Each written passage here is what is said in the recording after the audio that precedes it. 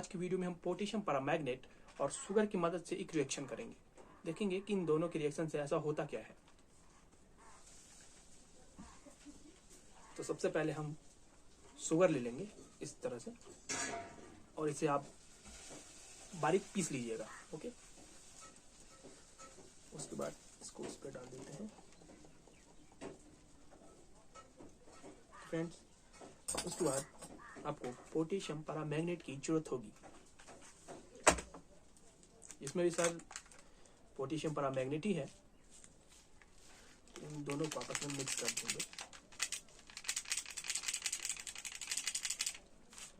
कुछ इस तरह से, और फिर उसे हम मिला देंगे।